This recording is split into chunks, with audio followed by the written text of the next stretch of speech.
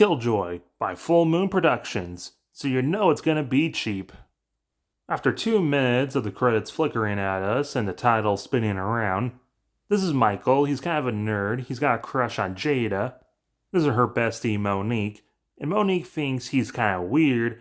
Also, the fact that Jada has a boyfriend, but that's not gonna stop him. If Lorenzo finds out that we've been talking like this, he'll kill you. I'd like to know if you'll go to the homecoming dance with me. Well, if he's toxic enough to want to be the only guy in her life, of course he'll be okay with you going to prom with her. Pulling up is Lorenzo, the boyfriend, and his gang of 2 other dudes, T-Bone and Baby Boy. Then Michael gets jumped for a minute. But meanwhile, the local John Witherspoons is watching. He doesn't do anything, but the movie wants to point him out. Later, Michael sold all the furniture in his room so he can afford some York candles and a creepy doll to try and summon. He didn't really think this through. Nor does he think through that Baby Boy wants to hang out. And of course it was just a trap and he gets kidnapped by the 3. They take Michael on a midnight cruise and point a gun at him for daring to be a guy talking to his girl. But it was just a prank, bro. Man, this shit ain't loaded anyway, man. Well shit, it's way too far to take him to Tarantino's place. I guess plan him where he lays. A year later, Jada's studying with Jamal. Jamal gets up to bat, but Jada's still not over that creepy possessive drug addict murderer. They go back and forth for 4 minutes, until eventually getting back to their health class homework. They're through smoking grass and rapping, until Lorenzo bolts, so the other 2 decide to go get some ice cream. Well, it just so happens that I am an undercover drug dealer with an ice cream truck and dressed up as a clown. Even though they wanted food, not more drugs, I guess that Zaza chocolate chip is really speaking to them. So they climb in the back of the ice cream truck and get teleported to a warehouse, which is apparently Killjoy's domain. Not even like a circus-themed warehouse, just like a normal brick warehouse with cardboard boxes and sawdust all over the ground. The 2 see the clown and split up. Killjoy runs over Baby Boy with the camera, and T-Bone smokes himself. Then they're teleported back to where they were, for some reason. Meanwhile, Lorenzo's being romantic.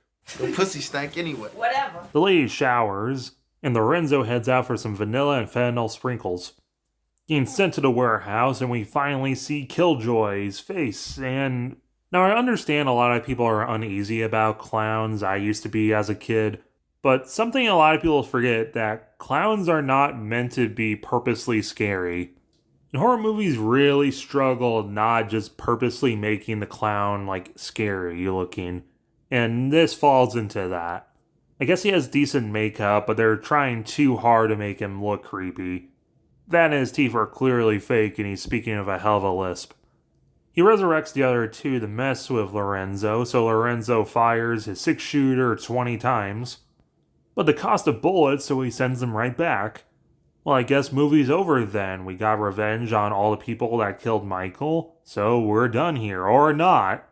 Shower Girl finally finishes and follows her nose to the delicious taste of crack pops. But Lorenzo ate all the ice cream and he's got a big tummy ache. Then Killjoy pops up to scare her. She is out of the movie, but it's never shown that she's killed, and she reacts with stock sound effects.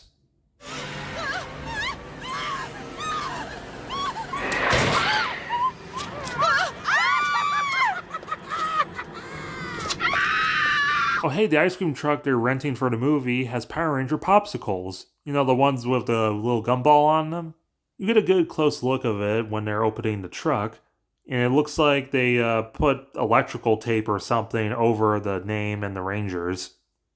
Meanwhile, Monique, the homeless guy from earlier, breaks in, but she ain't no snitch, so she just calls her friends to talk about it.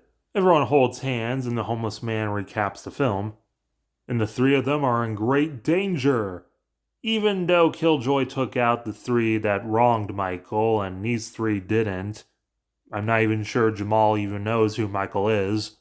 But we got plenty of time to burn, so find the heart and the doll to kill Killjoy. Okay, bye. What ice cream y'all want? He is a nugger. Heading into the warehouse, and despite Jamal saying that they should stick together literally a minute ago, he decides to ditch the girls. Some shenanigans and they meet back up, with the zombies. But conveniently, these cardboard boxes have melee weapons, including a katana in it. They decide to take a rest on the ground, but Killjoy's still there, and he's got a plastic knife. So the two jump him, and Jada gets the plastic knife, totally not hiding it at all. But Killjoy says a kiss and then he'll stop. But then he gets so excited from that kiss, he falls apart into Michael. So Michael is Killjoy. How exactly much he is in control is never explained. Jada's like, well, I'm single now, you want to give it a try? And he's like, do I? But no, gets stabbed instead. They all meet back up and they literally just leave the warehouse. But Killjoy and the zombies are fine, so the last few minutes were completely pointless. So they hop back in the ice cream truck, and I'm guessing they lock the door behind them because Killjoy can't get in. And this time it sends them to Michael's room, which has not been disturbed at all in a year. But before they can stab the doll, it turns into Michael, which actually gets Jada to start thinking. But then she remembers she stabbed him earlier, so just continues, causing an earthquake, the zombies to dance until they're banished to the black hole. They hold hands, causing a new magical thing they just know how to do. Meanwhile, Darth Michael is reporting to Emperor Killjoy, and he's not pleased and gets eaten. Then the rest get teleported back to Jada's. The old man didn't do anything, so the three celebrate at the club. But you can't go anywhere in a small town without running into your ex. But it was all just a dream. So Jamal decides to calm her down by going downtown. But dude's hella goofy. Final body count 4. Might be higher if you really want to count Jamal and Jada, but they're not confirmed killed, so whatever. This movie's trash. Full Moon Productions is kind of known for making very cheap movies and making them look good, but here the movie looks so cheap, like a bunch of college students made it, or it's part of some Adult Swim Tales from the Crypt. The acting's bad all around, the sets are uninspired, Killjoy's a pretty meh villain. He's not even funny, and despite having a goal, he ends up trying to kill others despite finishing what he started. The characters are either forgettable or unlikable. It almost feels like they had a spark of an idea having Michael be sympathetic, but then they kind of just don't do anything with it because they never explore, is he in control of Killjoy? Is he an unwilling host or whatever?